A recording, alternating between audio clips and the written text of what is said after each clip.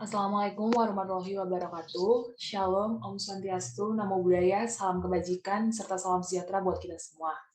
Yang terhormat, Ibu Sang Ayu Putu Rahayu, SHMH, di sini kami akan memaparkan serta mempresentasikan hasil diskusi kami mengenai penulisan karya ilmiah mahasiswa bidang riset sosial humaniora yang berjudul Justifikasi Pendaftaran Persetujuan Bangunan Gedung atau PBG pada bangunan Indekos Desa Sekaran, Kecamatan Gunung Pati, Semarang.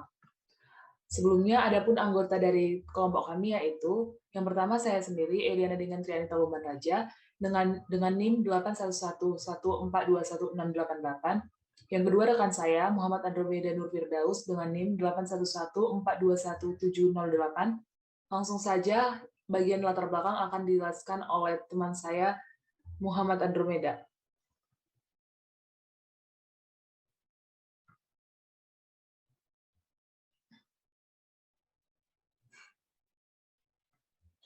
Latar belakang dari masalah yang kami ambil adalah persetujuan bangunan gedung yang disingkat PBG menurut Aris Safrizal adalah suatu bentuk perizinan yang diberikan kepada pemilik bangunan gedung untuk membangun baru, mengubah, perluas, mengurangi, dan atau merawat bangunan gedung sesuai dengan standar teknis bangunan gedung guna menciptakan konsep bangunan layak huni dan menyesuaikan keadaan lingkungan. Dasar hukum PBG yakni 1. Undang-Undang Nomor 11 Tahun 2020 tentang Cipta Kerja Pasal 34 dan Pasal 185 huruf B.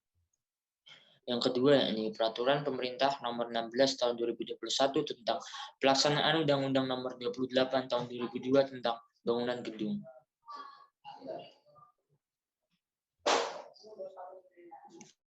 Di berbagai daerah ditemukan bangunan, terutama bangunan indekos yang pemiliknya tidak mengurus PBG, terutama daerah Sekaran, Kecamatan Gunung Pati, Semarang. Tentu saja para pemilik kos ini cenderung tidak peduli dengan hal tersebut karena menilai jika harus mengurus PBG akan memakan waktu yang lama dan memakan biaya. Persetujuan bangunan gedung ini penting untuk menjamin kelaikan huni daripada bangunan indekos ini. Selain untuk menjamin legalitas, juga untuk memberi rasa aman dan nyaman bagi pemilik kos maupun penghuninya. Selain itu, alasan-alasan perlunya memiliki izin PBG bagi pemilik bangunan kos adalah: satu adalah perlindungan hukum maksimal, yang kedua yakni meningkatkan kepercayaan konsumen atau penyewa indekos. Rumusan masalah yang terambil dari latar belakang ini adalah: satu, apa faktor yang mendorong sejumlah pemilik kos enggan mengurus PBG? Dan kedua, bagaimana cara agar para pemilik kos mau mengurus PBG sebagai standar bangunan layak huni? Kemudian, sebelum memasuki bagian luaran, kami akan menjelaskan terkait judul kami, yaitu justifikasi di sini berguna untuk memberikan informasi serta alasan yang kuat bahwa pendaftaran bangunan gedung atas suatu gedung merupakan hal yang penting serta sangat bermanfaat, yang mana hal tersebut sudah diatur dalam undang-undang. Di mana hal tersebut pula sejalan dengan manfaat dari PKM kami, yaitu untuk memberikan pemahaman kepada pemilik bangunan serta kepada mahasiswa terkait proses pendaftaran bangunan gedung. Adapun luaran dari PKM kami yaitu yang pertama laporan kemajuan, kemudian laporan akhir, serta buku panduan tentang bagaimana cara mengurus PBG bagi para pemilik bangunan kos. Selanjutnya yaitu bagian metode penelitian. Adapun metode jenis penelitian digunakan dalam penelitian ini adalah penelitian hukum empiris. Penelitian hukum empiris adalah penelitian dengan melihat konsep keadaan nyata dari suatu aspek permasalahan. Kemudian, yang kedua, pendekatan yang digunakan adalah pendekatan kualitatif.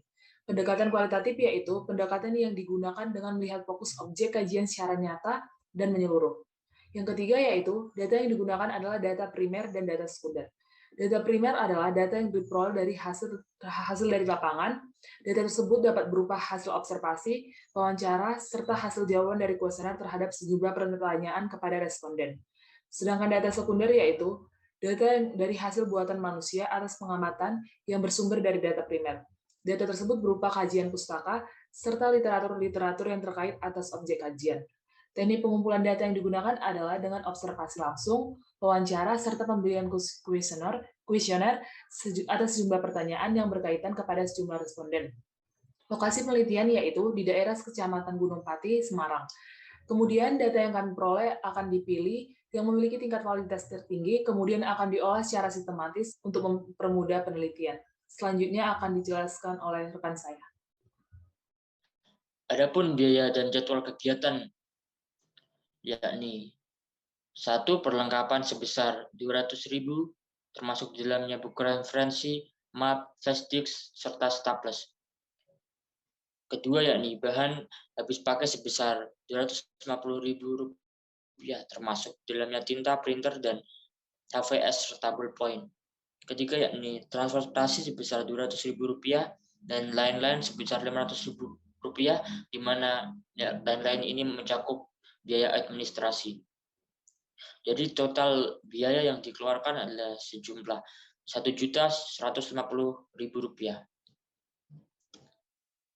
Kemudian di sini kami akan menjelaskan bagian jadwal kegiatan, yaitu bagian yang terakhir. Yang pertama yaitu persiapan meliputi melakukan praobservasi serta survei lapangan untuk mengetahui keadaan konkret lapangan, melakukan perizinan kegiatan kepada pemerintah setempat, serta melakukan persiapan pelengkapan penelitian, dan melakukan koordinasi tim dengan narasumber yang akan kami lakukan di bulan pertama. Kemudian di bulan kedua yaitu pelaksanaan penelitian dapat berupa melakukan penyusunan instrumen penelitian, serta melakukan pelaksanaan kegiatan observasi dan wawancara guna mengumpulkan data. Hal tersebut akan dilaksanakan di bulan kedua.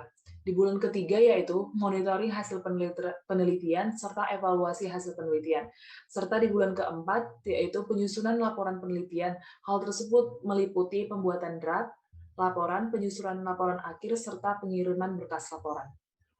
Demikian pemaparan dari hasil PKM RSH kami. Jika ada salah kata kami mohon maaf. Sekian dan terima kasih.